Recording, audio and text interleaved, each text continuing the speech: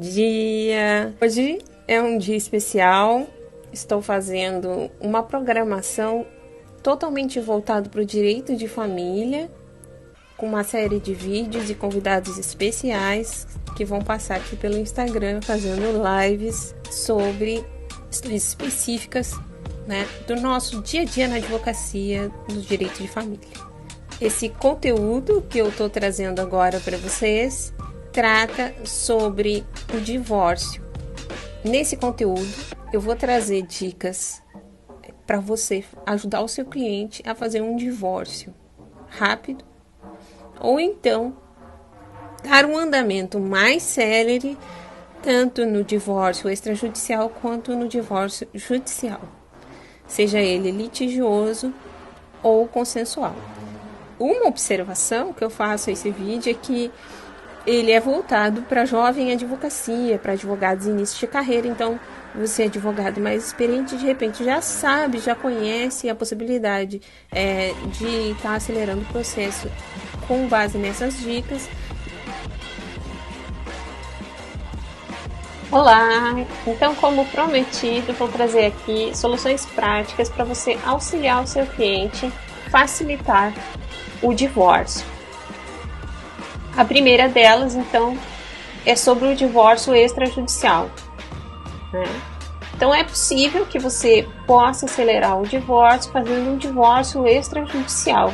Aí você vem me dizer, mas e quando a prole é menor de 18 anos? Então, existe a possibilidade de fazer esse divórcio extrajudicial quando a prole tiver 16 ou 17 anos e for emancipado. Então, caso a prole seja emancipada, é possível sim fazer esse divórcio pela via extrajudicial. A segunda dica do divórcio extrajudicial é de que se o seu cliente exige uma solução rápida, você pode fazer o divórcio extrajudicial sem a necessidade de fazer a partilha. Nesse momento, deve indicar dentro da escritura pública de divórcio que há bens a partilhar, deixando a partilha para um momento posterior. Isso acelera o processo do divórcio extrajudicial, porque você não vai ter análise, então, da documentação referente aos bens que vão integrar essa partilha. A terceira dica, então, é em relação ao divórcio judicial consensual. Depois da Emenda Constitucional 66 de 2010, requisitos essenciais no divórcio eles deixaram de existir.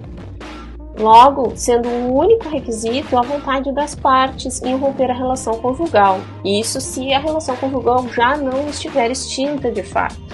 Assim, é possível fazer a decretação do divórcio em tutela liminar, devendo a audiência que vai ocorrer posteriormente dizer respeito somente à partilha de bens, se vai haver alimentos devidos entre os cônjuges ou devidos para a prole, vai discutir guarda e visitas, e com isso o Ministério Público vai manifestar a sua anuência ou não. Mas a decretação do divórcio tem cabimento sim, em relação de não haver nenhum tipo de controvérsia que deva ser discutida na instrução. Se não há controvérsia, tem cabimento de uma tutela liminar para decretar o divórcio de início.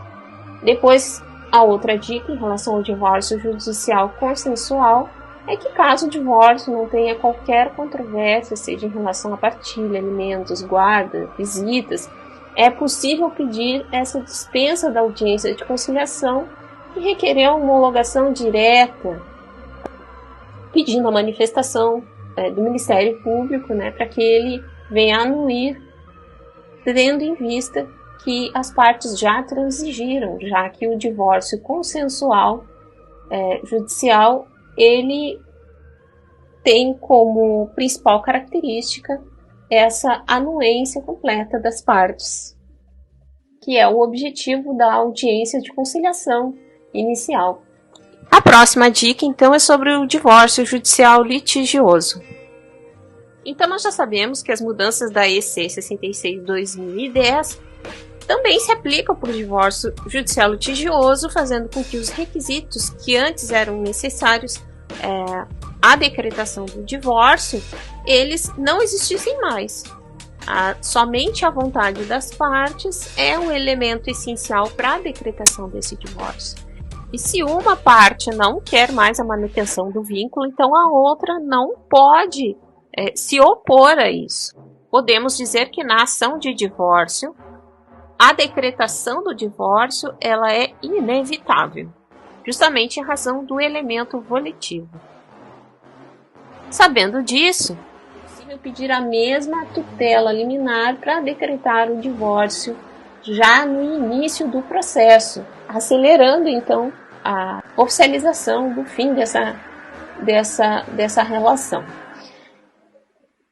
E qual o efeito disso? É que na audiência de conciliação e também na audiência de instrução vai ser discutido somente os pontos controversos, nos quais as partes divergem de opinião, que dizem respeito à partilha de bens, aos alimentos entre os cônjuges ou para a prole, guarda, visitas. Essa discussão é feita inicialmente na audiência de conciliação, mas ela vai se estender ao longo do processo, na instrução probatória, mas o divórcio em si já vai estar resolvido no início do processo. A dica é referente então ao divórcio judicial litigioso, Caso haja possibilidade de haver um mínimo de diálogo entre os litigantes, é possível que o advogado ou advogada procure pedir uma audiência de mediação para que as partes confluam nos interesses. Às vezes a disputa é muito acirrada dentro do processo de divórcio e uma audiência de mediação vai fazer com que as partes estejam mais abertas a transigir, fazendo com que seja mais enxuto o processo de divórcio, porque a gente sabe muito bem quando as partes estão imbuídas assim, de um caráter de litígio muito acirrado, o processo tende a se estender porque eles querem discutir minúcias que às vezes não tem nenhum objetivo processual e que na verdade vai consistir num ato inútil, que não vai ter nenhum efeito dentro do processo.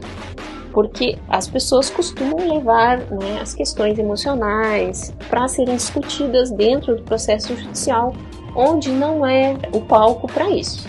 Mas a audiência de mediação vai fazer com que as partes tenham um pouco do sentimento de justiça, um sentimento de representação, um sentimento de que estão sendo ouvidas as suas emoções e os seus interesses pelo judiciário. Isso é uma solução que o advogado das partes o advogada também, pode oferecer para eles dentro do processo um conforto emocional através da audiência de mediação. E essa mediação, por mais que seja inexitosa, ela vai fazer com que as partes diminuam um pouco o conflito dentro do processo, facilitando até, quem sabe, um acordo dentro desse divórcio litigioso. A gente sabe muito bem que o advogado deve proporcionar e favorecer um campo fértil para que as partes possam então chegar a algum tipo de conciliação. Essa obrigação do advogado, ela está disposta lá no Código de Ética da Advocacia. Aqui na dica eu coloquei que alimentar a oposição de interesses que não têm resposta jurídica só vão levar a estender de forma infrutífera o tempo de tramitação desse processo. Facilitar o diálogo entre as partes pode tornar esse processo mais enxuto. O resultado disso não é só o encerramento da demanda, mas também o encerramento dessa dor, desse sentimento, desses sentimentos de tristeza que um processo de divórcio imputa não só à parte, mas também à própria família.